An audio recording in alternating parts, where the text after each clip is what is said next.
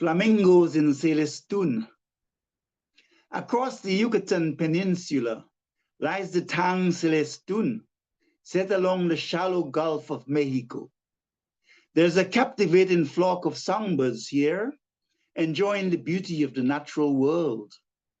I once saw regal grapefruits that look like them, vibrant pink shades as if coming from a hybrid plantation, yet flamingos are of exquisite beauty. Their tall feet, elegant curves, and long stately necks betraying the majesty of the stature, their beaks of princely poise. They move gracefully on water that seem to hug the feet in waltz as they step forward, an asset which can only come from the realm of a nameless silence. Aquamarine blue shimmers beneath them, my gaze fixed in transformation in a stillness of serenity and charm. Augmented by an orange-tinted sky, my soul is enveloped by her luster. I bow in reverence, pay homage to this resplendent light. Some scenes create a kaleidoscope of vistas in our hearts, kissing the warmth and tenderness in our souls. Within and without, the play of consciousness dances, dazzling my eyes, bringing a much-needed calm to emotions, soothing my being in trance. When the moon and stars envelop me, when the lavenders blush in my aroma and roses pay homage to the temple of my soul, know that I am more than deserving. When the eloquent butterfly dances in the flora of my heart eternal and Mozart's sonata resonates in my being, know that the cadences of paradise speak in mystic tongues, and I am but a simple conveyor of this symphony of music. When my challenges are so numerous that my wounds bleed and this vessel is filled with rugged scars, know that adversity is but a candle for my progress, that the songs of solace walks with me, consoling the soul in both my shadows and my light. Lantern says, O seeker, when you're burdened by the weight of expectations and the beam on yon tunnel is still some distance away, be courageous and resilient. We are like malleable clay in the hands of the potter supreme, ultimately transforming us into most beautiful vases. All this I know from the light of inner experiences, just as I see quite clearly that you are more than deserving of the light supernal. Tulip fields in Keukenhof, Amsterdam. The long rows of colorful tulips adorn the verdant green fields of Keukenhof. They spread out like a brocade, a tapestry of lavender, orange, cinnamon, purple, and yellow, mesmerizing my being. In the distance, a majestic windmill stands in proud solitude, a sentinel for these streams of immaculate beauty. The glowing pageantry of colors are canopied by an indigo blue sky and snow-white clouds fragmenting. My breath becomes a crisp, pleasant, arresting aroma, my eyes bewitched by this kaleidoscope of wonder, lost in a paragon of divine enchantment. I can hear silent music from within, my soul enthralled by this naturally visual sonata. My heart becomes the serenity of reverence and joyfulness, transmitting a glow of lustrous light to the custodian of my soul. I prayed for fortitude. I was shown the blood-red heart of a mother's concern. I prayed for patience. Mother Earth blessed me with the light of her enduring silence. I prayed for humility. The bent tree offered me its shade, flowers, and fruits. I prayed for poise. The golden dawn kissed my heart with its lustrous splendor. I prayed for vigilance. I was told to watch the mother, cot, and child, so I learned how to remain awake. I prayed for light. The blue moon descended and kissed my soul. I prayed for love. The beloved embraced me with the bliss of his golden silence. Timing is everything. Pendulum swings. The moving finger writes and having writ moves on. No all your piety no wit can lure it back to cancel half a line. No all your tears wash out a word of it. Oma Khayyam. She ticks unnoticed, assuredly and unerringly like Zen in the sacrament of the present moment. She waits for none, whether she rides on tornadoes or a breeze of fine silk, weaving an elegant brocade of births, struggle, age, and deaths, a reawakening in the soul's region. Sometimes she's comforting, occasionally a despair of unfulfilled desires, yet like a Libram pendulum, unlike the clock that carries her name, she is designed by a nameless silence and never fails. She's assured me by faith of the morning sunlight, the magnificence I seek in marigolds of spring. She projects the allure and charisma in the femininity of a golden summer, the cascading cinnamon of autumnal reverence. Mostly, her illustrious dawns bring renewal and hope, and I'm invigorated, sensing intuitively that hand gloves and warm clothing will help in a winter's hush. Even so, she can seemingly be too slow or too fast. Tick, tock, tick, tock. I try to catch my boss at selective moments, wait endlessly for Fridays, or make phone calls to important people, hoping my timing is great. Timing can be crucial for so many things. We may not want to call Simone Biles when, like snowflakes, she's dealing with her wintry moments.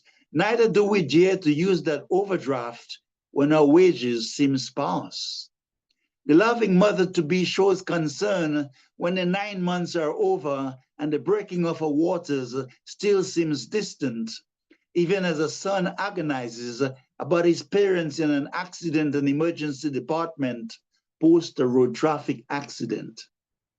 We seek vacations when warm sandy beaches call or Panama is bustling with shopping, just as we make time to seek solitude when challenges spill images on our thoughts like nocturnal ghosts.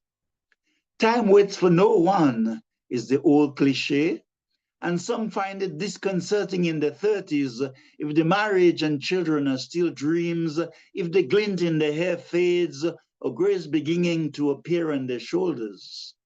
Timing is everything. But can I dictate this? Like Libra, astrology has its own pendulums where both pleasure and pain swing with the vicissitudes of life. I was born again at love's hour. Yet this happened when I was 30 years old, married with one child, and financially soaring to the skies. Planners, planners, says the seer, love never plans. Grace may flow in my favor, but again can sometimes seem reluctant to do so. I am but a slave on the wings of destiny, which dances on my forehead, and even the very hairs on my head are numbered. Cosmic law is precise in its righteousness. She will pass within a week, says the doctor. Yet 2 years later, she's still alive. Lantern says, effort is necessary, but deeds are first sown within, in seed form, and will follow each thought to manifest experiences for the progression of the soul. In the stillness of the night lies the serenity of my unspoken silence. Breath stilled, the mind dissolves, my soul but soars into a vast expanse of indigo beauty.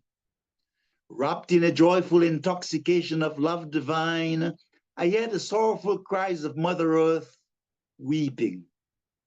In prayerful union, I feel the pangs of Gaia's beating heart, bleeding.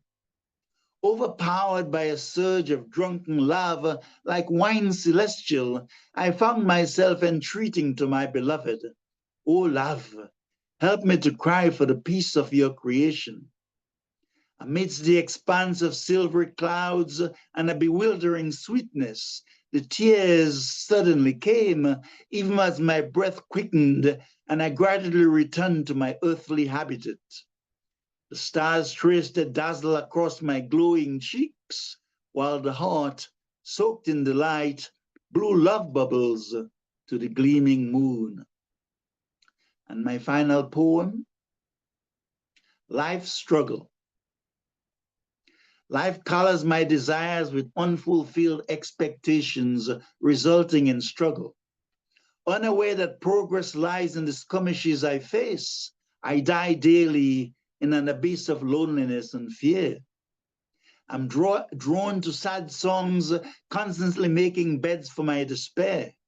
Yet the same dance of light, concealed within the darkness of my Pandora's box, becomes the inner alchemist at the gates of my open sesame of treasures. She weaves thorns for my sorrows to salute my roses of joy, carries me in my shadows, this foggy perception of truth, walks with me into the luster of moonlit rays. Sunset eventually fades, but doesn't Andromeda swallows the night with grandeur?